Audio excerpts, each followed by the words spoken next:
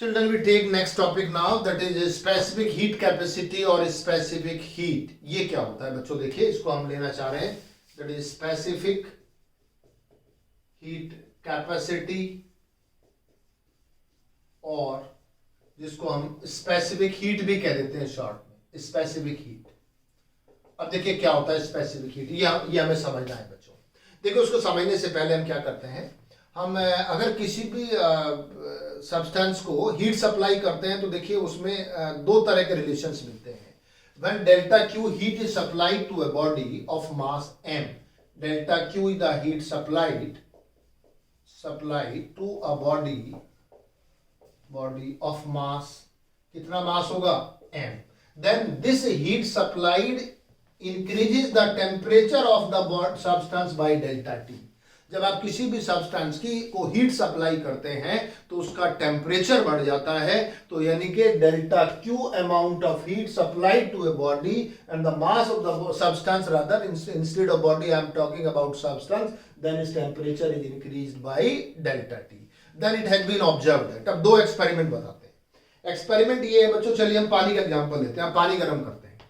पानी की जो क्वांटिटी है, अगर मान लीजिए आपको पीने के लिए पानी गर्म करना है, बहुत थोड़ा सा टेम्परेचर बढ़ाना है, जिसको आप गुनगुना पानी कहते हैं, अगर उस टेम्परेचर को आपको तो बढ़ाना है, स्मॉल अमाउंट ऑफ वाटर है, then small amount of heat required. थोड़ा सा आप स्टोव पर रखते हैं, गैस स्टोव पर या इंडक्शन पर रखते हैं और तुरंत वो गर्म हो जाता है, उतना आपको हीट सप्लाई से टेम्परेचर भी कम बढ़ता है. तो small amount of heat is required. लेकिन अगर उसी को आप नहाने के लिए पानी गर्म करते हैं, एक बकेट पानी गर्म करते हैं, आप वॉल्यूम ज्यादा है लिक्विड का, पानी का, तो आपको more amount of heat is required. तो पहला पॉइंट ये हुआ कि जो heat supply to a substance to rise its temperature then depends on, so this heat required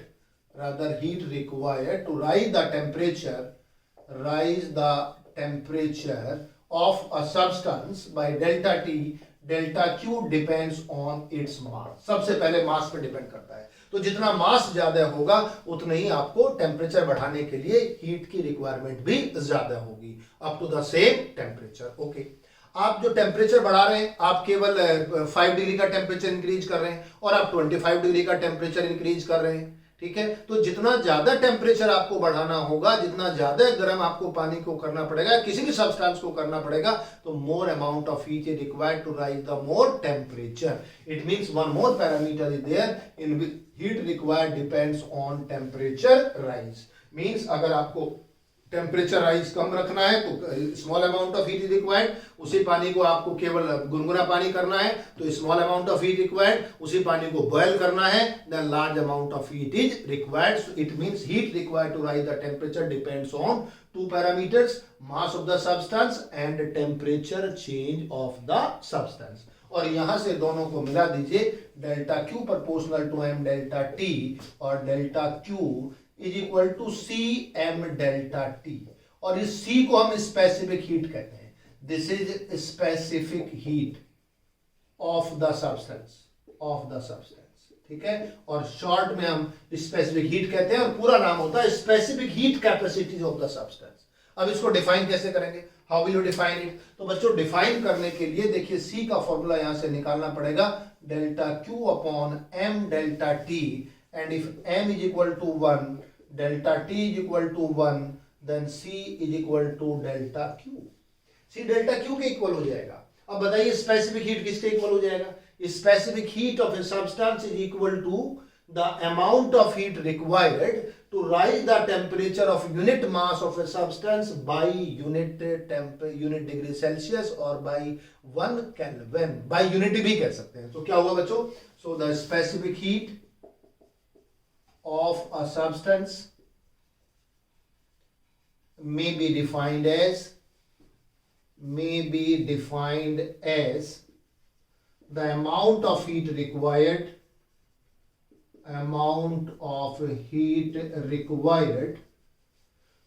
to rise the temperature. देखिए यहां से आ गया, C किसके इक्वल हो गया? Delta T. तो C में भी डिफाइंड है the amount of heat required delta Q. तो कितनी हीट चाहिए किसके लिए? यूनिट मास का टेम्परेचर कितना बढ़ाना है? By unit T. So to required to rise the temperature to rise amount of the defined the amount of heat required by a substance by a substance, by the substance कर दीजिए, amount of substance लिखा ना, by the substance of unit mass by 1 degree Celsius और 1 kelvin और unity में दोनों आ जाते हैं, 1 केल्विन भी कह सकते हो, 1 डिग्री सेल्सियस भी कह सकते हैं। और हम पीछे रोज बता रहे हैं बच्चों, हर लेक्चर में, हर वीडियो में हम इसको डिस्कस कर रहे हैं कि जब हम डिफरेंस ऑफ द टेम्परेचर लेते हैं केल्विन में और डिग्री सेल्सियस में, वो इक्वल होता है। तो राइज का मतलब क्या होता है? Change in temperature. तो 1 Kelvin is equal to 1 degree Celsius, change in temperature की जब हम बात करते हैं। तो बच्चों इसमें तो आप या तो बाई यूनिटी लिख सकते हैं या लिख सकते हैं बाई 1 डिग्री सेल्सियस।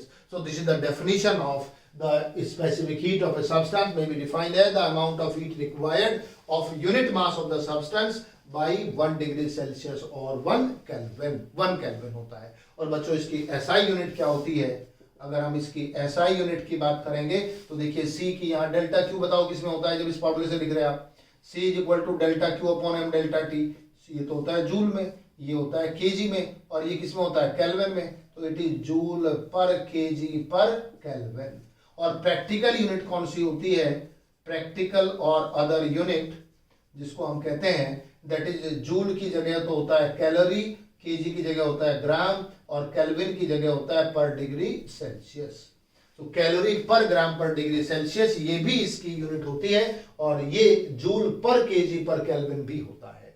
ठीक है, अगर हम स्पेसिफिक हीट ऑफ वाटर लेंगे, अगर 1 कैलोरी पर ग्राम पर डिग्री सेल्सियस को चेंज करेंगे तो इसमें आपको जूल और केजी में और केल्विन में भी क्या कर सकते हैं? कन्वर्ट कर सकते हैं। तो बच्चों यहां से इनका रिलेशन भी बता देते हैं। Per degree Celsius is equal to 4180 joule per KG per Kelvin ये आएगा बच्चों 4180, because 1 calorie is equal to 4.18, और जब हम ग्राम को केजी में कन्वर्ट करेंगे तो 10 की पावर 3 और हो जाएगा। तो 4.18 into 10 to the power 3 that will be 4180 joule per KG per Kelvin. So 2 unit हो गई, ये एसआई यूनिट है, ये प्रैक्टिकल यूनिट है, और ये प्रैक्टिकल यूनिट का एसआई यूनिट में क्या हो गया? कन्वर्जन हो गया for specific heat of water. एक एग्जांपल लेकर के हमने बता दिया वाटर के केस में। तो बच्चों ये तो हो गया specific heat of a substance. अब इसमें एक डेफिनेशन आती है जिसे कहते हैं molar specific heat. Molar specific heat. अब मोलर स्पेसिफिक हीट क्या होती है बच्चों? जब हम सब्सटेंस को यहां मास की बात करते हैं, अगर मास को मोल में ले रहे हैं, ग्राम मोल में ले रहे हैं, तो ये जो स्पेसिफिक हीट है क्या बन जाती है? मोलर स्पेसिफिक हीट बन जाती है। तो इसको हम डिफाइन करते हैं, the molar specific heat of a substance, molar specific heat of a substance may be defined as the amount of heat required to rise the temperature of 1 mole of a substance, to rise the temperature of 1 mole of a substance by 1 degree Celsius और by 1 kelvin. तो अगर हम define कर देते हैं quantity को 1 मोल, तो ये हीट कैपेसिटी क्या कहलाती है? इसको हम, ये जो आपका स्पेसिफिक हीट कैपेसिटी है, इसको हम कहते हैं मोलर स्पेसिफिक हीट। ओके, तो स्पेसिफिक हीट और मोलर स्पेसिफिक हीट, कहां इसकी जरूरत पड़ेगी मोलर की? जनरली जब हम गैस में मास को लेते हैं, जब सॉलिड में लेते हैं तो वहां तो ग्राम केजी हो जाता है। अगर आप वाटर में लेंगे तो ग्राम केजी वहां भी ले सकते हैं, लेकिन गैसेज के केस में केजी हम उसमें नहीं लेते हैं, वो नंबर ऑफ मोल्स में या मोलर मास लेते हैं। तो वहां हम इसको डिफाइन करते हैं इन case of molar specific heat. Molar specific heat होता है बच्चों। इसमें एक और टर्म आती है जिसको हम, इसी को हम डिफाइन करेंगे। तो सॉलिड्स के केस में तो कोई प्रॉब्लम नहीं है, लिक्विड्स के केस में भी, सब्सटेंस में कोई प्रॉब्लम नहीं है, लेकिन अगर हम इसको गैस के केस में अप्लाई करते हैं तो देखिए कैसे डेफिनेशन बनेगी। और गैस के केस में बच्चों 2 मोलर स्पेसिफिक हीट्स होती हैं। गैस के केस में हम मोलर स्पेसिफिक हीट हम डिफाइन करेंगे, और स्पेसिफिक हीट को हम कहेंगे 2 specific molar specific heats of a gas. Gas के केस में 2 आपके मोलर स्पेसिफिक हीट होंगी, जिसमें एक तो कहलाता है आपको एट कांस्टेंट प्रेशर, इसको तो हम कहते हैं सीपी, और दूसरा होता है एट कांस्टेंट वॉल्यूम, इसको सीवी कहते हैं। तो बच्चों गैस के केस में और तो आपकी 2 मोलर स्पेसिफिक हीट होती हैं। 2 कौन कौन सी होती हैं? At constant pressure as well as at constant volume. आप जानते हैं when a gas is heated its pressure will also change as well as its temperature will also change. तो उसमें तो दोनों चीजें चेंज होती हैं, प्रेशर भी चेंज होता है, टेम्परेचर भी चेंज होता है। तो ऐसे केस में सॉरी वॉल्यूम भी चेंज होता है टेम्परेचर के चेंज करने से। It means we have to make one parameter constant. बच्चों जब गैस को गर्म करते हैं, जब एक्सपेंड करती है गैस, टेम्परेचर बढ़ाते हैं, हीट सप्लाई करते हैं उसको, तो उसका प्रेशर भी चेंज होता है, वॉल्यूम भी चेंज होता है। तो हम इसको एक पैरामीटर को कांस्टेंट करके डिफाइन करते हैं। तो जब हम कांस्टेंट प्रेशर पर डिफाइन करते हैं तो इसको हम डिफाइन करेंगे, it is the amount of heat required, amount of heat required to rise the temperature of 1 mole of a gas by 1 degree Celsius or 1 Kelvin at constant pressure. At constant pressure, ये तो कहलाएगा molar specific heat at constant pressure. Okay, और जब हम इसको eight constant volume करते हैं, बस लास्ट में ये वर्ड रिप्लेस हो जाएगा और इसे हम कहेंगे eight constant volume. Okay, and this is represented by Cp and this is represented by Cv. V stands for at constant volume and P stands for at constant pressure. So Cp is the specific heat of a gas at constant pressure. Cv is the molar specific heat, or rather it is also the molar specific heat. If you take the mass in number of moles or the gram moles, then it is molar specific heat at constant pressure. It is molar specific heat at constant volume. बोलो बात समझ आएगी नहीं बच्चों? Okay, और यहां पर it is observed that it is found that Cp is greater than Cv. जो specific heat at constant pressure होती है that is greater than Cv, ये से ज्यादा होती है। अब देखिए क्यों ज्यादा होती है। इसके लिए क्या करते हैं, कोई भी हम 1 ग्राम मोल का हम एक गैस ले लेते हैं, this is 1 gram mole of a gas, ठीक है, ये गैस ले लिया और यहां से हम हीट सप्लाई करते हैं, इसको हीट सप्लाई करते हैं। और जब हम हीट सप्लाई करते हैं इसको, और इसको एक बार एट कांस्टेंट प्रेशर करते हैं और दूसरे केस में एट कांस्टेंट वॉल्यूम करते हैं। जब हम हीट सप्लाई करेंगे एट कांस्टेंट प्रेशर, पहले किस पे ले रहे हैं, एट कांस्टेंट प्रेशर, तो बताइए जो हीट सप्लाई होगी, अगर प्रेशर को आपने कांस्टेंट रखा हुआ है तो जब हीट सप्लाई करेंगे the gas will expand, gas expand करेगी भाई, प्रेशर भी इंक्रीज करेगा और वॉल्यूम भी इंक्रीज करेगा। तो जब गैस एक्सपेंड करेगी तो हमें तो प्रेशर क्या रखना है, कांस्टेंट रखना है। अगर गैस को हम एक्सपेंड नहीं कराएंगे, अगर इसको किसी कंटेनर में बंद कर देंगे ऊपर से, तो प्रेशर इंक्रीज करेगा। अगर प्रेशर आपको कांस्टेंट रखना है तो गैस को क्या कराना पड़ेगा, एक्सपेंड कराना पड़ेगा। और जब गैस एक्सपेंड करेगी तो मान लीजिए यहाँ एक कोई मूवेबल फ्रिक्शनलेस पिस्टन है, तो जैसे ही आप टेम्परेचर बढ़ाएंगे उसकी वजह से यहाँ प्रेशर की वजह से एक फोर्स एक्सर्ट होगा। कितना force, pressure into area, because pressure is equal to force upon area and this gas will expand. Gas ऊपर एक्सपेंड करेगी। मान लीजिए कितना डिस्टेंस ट्रेवल करेगा पिस्टन, dx, किस फोर्स के अंडर, F के अंदर, mean some work is done in the process. So here the heat supplied to the gas at constant pressure is used up in 2 ways. Number 1, to rise the temperature of the gas. Number 2, to expand the gas or to increase its volume or to perform work on the piston. जब piston expand करेगा, आपने piston लगा दिया ऊपर और नीचे से हमने क्या किया, यहां से हीट सप्लाई कर दी। ये नॉन कंडक्टिंग है, ये भी नॉन कंडक्टिंग है, ये सब नॉन कंडक्टिंग है, बेस इसका कंडक्टिंग है जहां से हीट एंटर कर सकती है। तो जैसे ही यहां हीट एंटर करेगी तो इसका प्रेशर बढ़ेगा और ये जो पिस्टन है, ये मूवेबल पिस्टन है, पिस्टन किधर जाएगा, ऊपर जाएगा। और जब पिस्टन को गैस मूव कराएगी then some work is to be done. So the heat supplied is used up in 2 ways. In number 1 to increase the temperature and to perform the work. तो जो हम हीट सप्लाई करेंगे वो 2 काम करेगा, temperature भी बढ़ाएगा गैस का और पिस्टन को ऊपर मूव कराएगा। और पिस्टन जब मूव करेगा एक्सपेंशन की वजह से इस पे वर्क होगा। ओके, और टेम्परेचर हमें कितना बढ़ाना है, 1 डिग्री सेल्सियस और 1 केल्विन, ये टेम्परेचर आपको बढ़ाना है। चलिए, ये तो हो गया at constant pressure. The same phenomenon we are doing at constant volume, at constant volume. अब वॉल्यूम को आपको कांस्टेंट करना है। वॉल्यूम कांस्टेंट का मतलब क्या हुआ कि ये जो आपका पिस्टन है इसको आपको फिक्स करना पड़ेगा। Piston will not move upward. अगर पिस्टन ऊपर जाएगा तो इसका वॉल्यूम बढ़ेगा। कांस्टेंट वॉल्यूम करने के लिए पिस्टन को यहां क्या करना पड़ेगा, फिक्स करना पड़ेगा। और जब हम पिस्टन को फिक्स करेंगे तो जो हीट सप्लाइड होगी वो केवल एक ही काम करेगी, क्या करेगी, to increase the temperature. So the total amount of heat supplied at constant volume is utilised only to rise the temperature. और टेम्परेचर आपको कितना बढ़ाना है, 1 डिग्री सेल्सियस। तो देखिए बच्चों, जब आप हीट सप्लाई करते हैं कांस्टेंट वॉल्यूम में तो टोटल हीट केवल टेम्परेचर को बढ़ाने का काम करती है, और जब हम हीट सप्लाई करते हैं एट कांस्टेंट प्रेशर पर तो वही जो हीट सप्लाइड है वो दो काम करती है, वो टेम्परेचर भी बढ़ाती है और क्या करती है, गैस को एक्सपेंड भी कराती है। तो बताइए किस में ज्यादा हीट की आपको जरूरत पड़ेगी, eight constant pressure more heat is required. क्यों, इसे दो काम करने पड़ रहे हैं। टेम्परेचर तो कितना बढ़ाना है, 1 डिग्री सेल्सियस। तो इसकी डेफिनेशन क्या है, कितना टेम्परेचर बढ़ाना होता है, 1 डिग्री सेल्सियस और 1 केल्विन। तो इस केस में तो केवल टेम्परेचर बढ़ाने में हीट यूटिलाइज होगी, और इस वाले केस में हीट को क्या करने पड़ेंगे, दो काम करने पड़ेंगे, टेम्परेचर भी बढ़ाना और वर्क भी करना। बताइए किसमें ज्यादा गैस की जरूरत, हीट की जरूरत पड़ेगी, इस वाले में ज्यादा हीट चाहिए। क्यों, इसमें कितने काम करने हैं, दो काम करने हैं, टेम्परेचर भी बढ़ाना है और वर्क भी करना है। इसमें केवल टेम्परेचर बढ़ाना है और टेम्परेचर दोनों केस में कितना इंक्रीज करना है, 1 डिग्री सेल्सियस। दैट्स व्हाई, और बाय डेफिनेशन इसे क्या कहते हैं, सीपी, और बाय डेफिनेशन इस हीट सप्लाइड को क्या कहते हैं, CV. That's why CP is always greater then CV. So the specific heat at constant pressure is always greater than the specific heat at constant volume। बताइए concept समझ आया कि नहीं बच्चों। तो ये कॉन्सेप्ट था जिसमें Cp हमेशा Cv से ज्यादा होती है। कोई डिफिकल्टी तो नहीं है समझने में।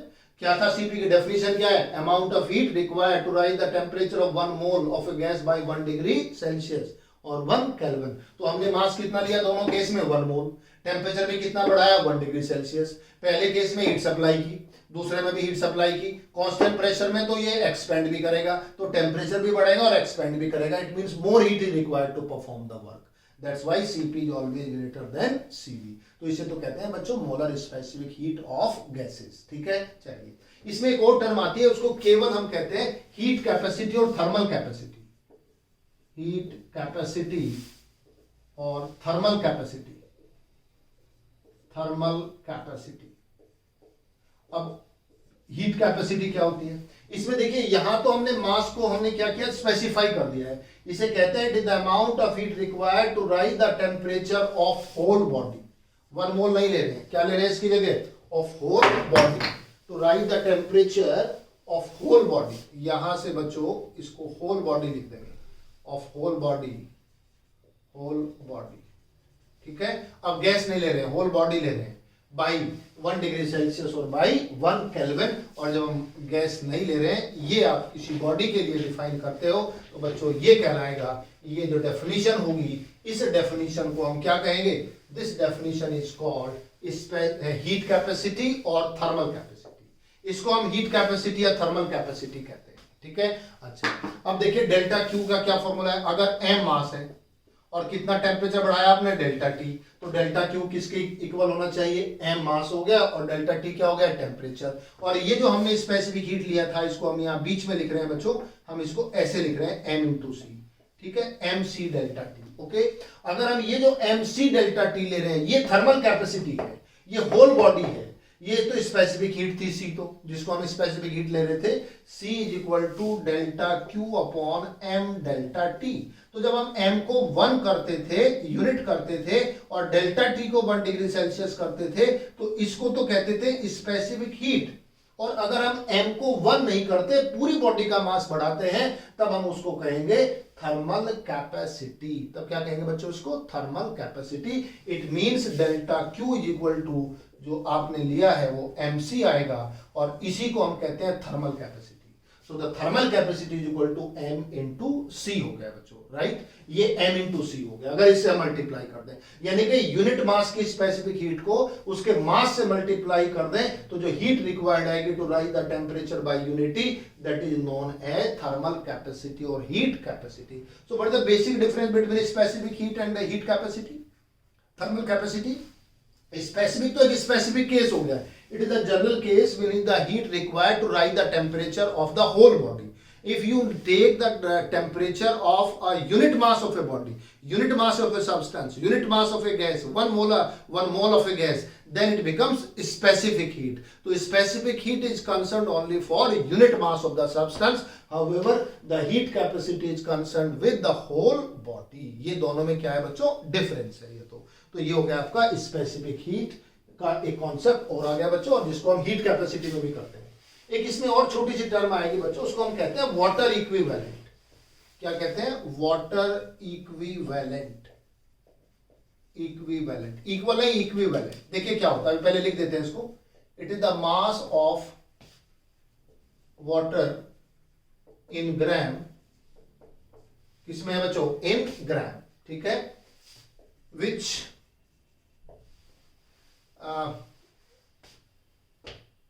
requires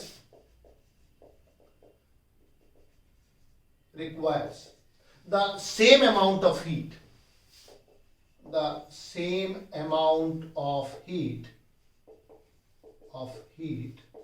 to rise the temperature या same temperature of a substance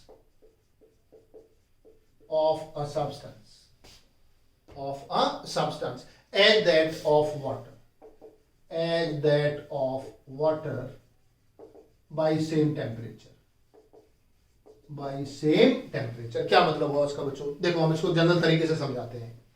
आपने ये बॉडी ली, कॉपर है, एल्यूमिनियम है, किसी मेटल की बनी हुई है, इसको आपने हीट सप्लाई किया, ओके, और ये हीट्स का कोई डेफिनेट मास है, m मास है, तो इसका टेम्परेचर कितना बढ़ाया आपने? Delta T, okay. आपने कोई कंटेनर है, उसमें आपने कोई भी वाटर लिया और वाटर को आपने ग्राम में, वाटर को भी आपने same amount of heat supply की, और वाटर का टेम्परेचर भी आपने डेल्टा टी इंक्रीज किया, और इस सब्सटेंस का भी आपने डेल्टा टी टेम्परेचर इंक्रीज किया। तो जो वाटर का मास होगा ग्राम में, वो इस बॉडी का क्या कहलाएगा? वाटर इक्विवेलेंट कहलाएगा। क्यों? उतनी हीट तो इसका टेम्परेचर बढ़ाने के लिए चाहिए सब्सटेंस का, और उतनी हीट किसको चाहिए? वाटर में चाहिए। तो यानी कि जो वो वाटर है, quantity of water may be equivalent to this body. भाई आपको टेम्परेचर बढ़ाना है 5 डिग्री सेल्सियस, आपने ये बॉडी, इसको आपने हीट सप्लाई की, 5 डिग्री सेल्सियस टेम्परेचर बढ़ गया है, आपने उतनी हीट वाटर को सप्लाई की और 5 डिग्री टेम्परेचर बढ़ाया, तो ये इसका भी सेम राइज ऑफ टेम्परेचर है, सेम अमाउंट ऑफ हीट है। वाटर पे भी सेम राइज ऑफ टेम्परेचर है, सेम अमाउंट ऑफ हीट है, लेकिन वाटर की क्वांटिटी सब्सटेंस की क्वांटिटी से कैसी होगी? डिफरेंट होगी। तो जो वाटर की क्वांटिटी होगी, जो मास होगा ग्राम में, वो इस सब्सटेंस का क्या कहलाएगा? वाटर इक्विवेलेंट कहलाएगा। तो अगर आप कहीं किसी सब्सटेंस की स्पेसिफिक हीट नहीं जानते, आपको उसको हीट रिक्वायर्ड चाहिए, तो सब्सटेंस को निकाल देंगे और वहां वाटर इक्विवेलेंट की टर्म्स में हम लिक्विड है, हम उसको वाटर को कंसीडर कर लेंगे, और उसी की same amount of heat will rise the same temperature of that particular mass of the water. Okay, this is called water equivalent. ठीक है, तो वाटर इक्विवेलेंट क्या होगा? तो इसमें तो बच्चों ये मास है वाटर का, विच विल एब्जॉर्ब और evolve the same amount of heat by increasing the same temperature as that by the body. किसमें? Through same rise of temperature by the same amount of heat. बोलो बात समझ आई कि नहीं बच्चों? Okay, अब मान लीजिए, देखिए ये फॉर्मूला हमने पढ़ा है, डेल्टा क्यू किसके इक्वल है? mc डेल्टा टी होता है कि नहीं? अब हम मान लीजिए m मास ले रहे हैं, किसका m मास ले रहे हैं? वाटर का, और किस में ले रहे हैं? ग्राम में। लेट, ये तो फॉर्मूला हो गया mc डेल्टा टी वाला। Let m is, so not m, w is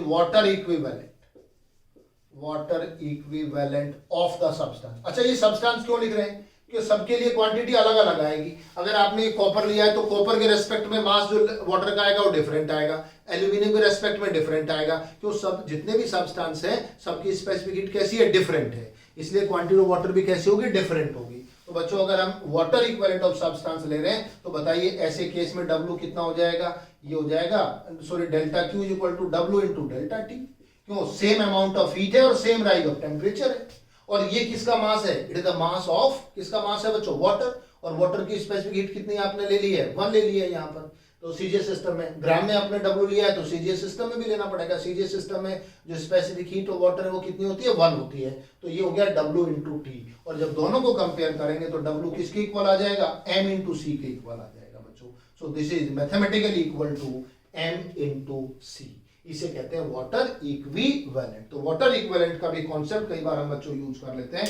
water equivalent में हम मास ऑफ वाटर लेते हैं corresponding to the particular mass of a substance. तो अगर सब्सटेंस को भी सेम अमाउंट ऑफ हीट देने से सेम टेम्परेचर बढ़ता है और वाटर को भी सेम अमाउंट ऑफ हीट देने से टेम्परेचर सेम होता है, तो वाटर की जो क्वांटिटी होगी ग्राम में, मास होगा जो ग्राम में, वो इस सब्सटेंस का क्या कहलाएगा, वाटर इक्विवेलेंट कहलाएगा। तो यानी कि एक बॉक्स के अंदर हमने ये रख दिया और इस बॉक्स का हमने delta Q amount of heat supply की, टेम्परेचर बढ़ा डेल्टा टी, ठीक है, बॉक्स के अंदर रखा है, हमें नहीं पता इसमें क्या रखा है। अब हमने इसको निकाल के उसमें हमने मास, उसमें वाटर रख दिया, ठीक है, और वाटर को भी सेम अमाउंट ऑफ हीट देने से टेम्परेचर सेम बढ़ा। तो वाटर का जो मास हुआ और ये जो सब्सटेंस हुआ, ये दोनों का जो वाटर है वो क्या कहलाएगा इसका, that will be the water equivalent, ठीक है। अब उस बॉक्स के अंदर वाटर रखा हुआ है या ये सब्सटेंस रखा हुआ है, दोनों को सेम अमाउंट ऑफ हीट देने से सेम टेम्परेचर बढ़ता है, इसलिए इक्विवेलेंट कहते हैं। इक्वल तो नहीं हो सकता, वाटर कभी भी सब्सटेंस के इक्वल नहीं हो सकता, क्वांटिटी बिल्कुल डिफरेंट है,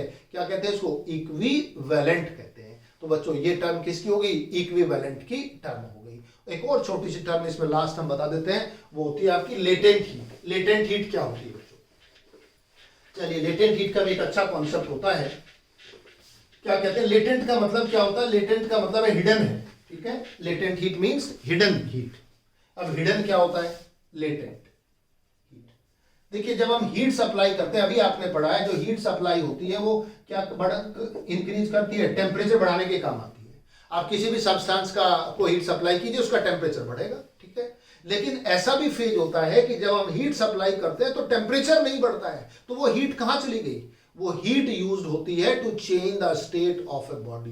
दो ऐसे कैटेगरी है, अगर हम सॉलिड से लिक्विड स्टेट में हम जाते हैं तो some heat is required to change the state of a solid from solid to liquid at a constant temperature, and similarly from liquid to gases, अगर लिक्विड से गैसेज या वेपर्स में हम जाते हैं, अगर लिक्विड मान लेते हैं तो वेपर्स के केस में भी कांस्टेंट क्या होता है, टेम्परेचर होता है। तो यानी कि जब हम आइस को, अगर आइस कैसा है, वाटर का सॉलिड फेज है और वाटर क्या है, लिक्विड है, तो 0 डिग्री आइस, 0 डिग्री का जो आइस होता है, इट कन्वर्ट्स इनटू 0 डिग्री किसमें बच्चों, वाटर में, 0 डिग्री सेल्सियस। और इसमें टेम्परेचर कैसा है, सेम है। और कब होता है, when heat is supplied, when heat is supplied, delta Q is supplied. तो बताइए यहां जब हम आइस को हीट सप्लाई करते हैं तो आइस का टेम्परेचर नहीं बढ़ेगा, आइस का टेम्परेचर 0 डिग्री सेल्सियस है, बल्कि क्या होगा,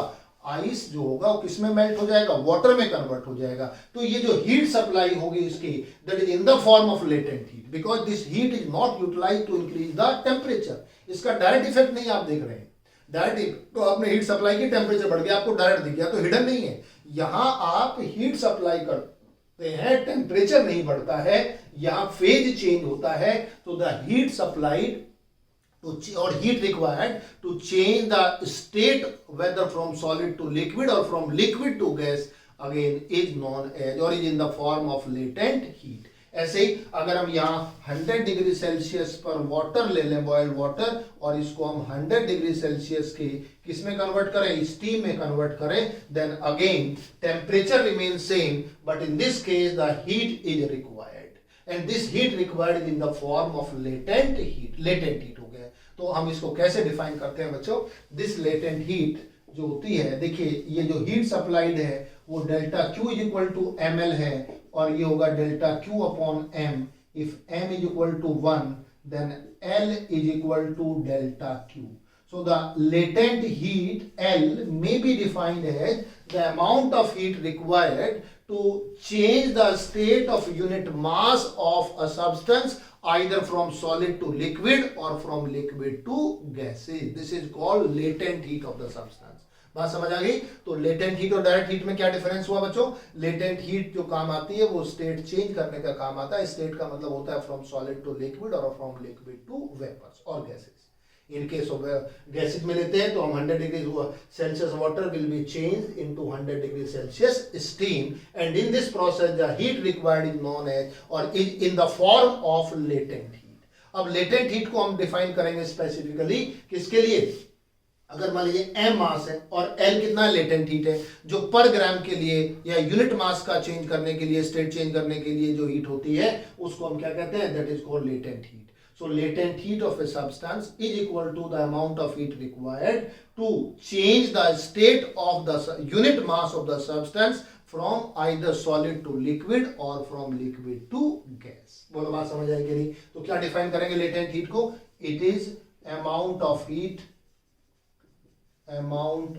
heat required to change the state of unit mass of a substance कहां से कहां तक, either from solid to liquid or from liquid to gases. ये बनेगा बच्चों, इसको क्या कहते हैं, लेटेंट हीट कहते हैं. और अगर L लेटेंट हीट है तो डेल्टा Q किसके इक्वल हो जाएगा, M इंटू एल. अगर यूनिट मास के लिए लेटेंट हीट की रिक्वायरमेंट कितनी है, L, तो M मास के लिए कितनी हो जाएगी, M इंटू एल. तो M मास का अगर आपको फेज चेंज करना है, स्टेट चेंज करनी है, तो उसकी जो हीट रिक्वायर्ड होगी that is M into L. ये हो जाएगा बच्चों. और जब हम यहां से क्या निकालेंगे, इसकी यूनिट निकालेंगे, तो जब हम यूनिट की बात करते हैं L is equal to delta Q upon M. अगर SI यूनिट ले रहे हैं तो SI यूनिट में तो हो जाएगा जूल पर केजी. और अगर प्रैक्टिकल यूनिट लोगे बच्चों, प्रैक्टिकल यूनिट, तो जूल की जगह हो जाएगा कैलोरी और केजी की जगह हो जाएगा ग्राम. दैट इज कैलोरी पर ग्राम. तो जूल पर केजी भी हो सकता है और कैलोरी पर ग्राम भी हो सकता है. So this is known as latent heat.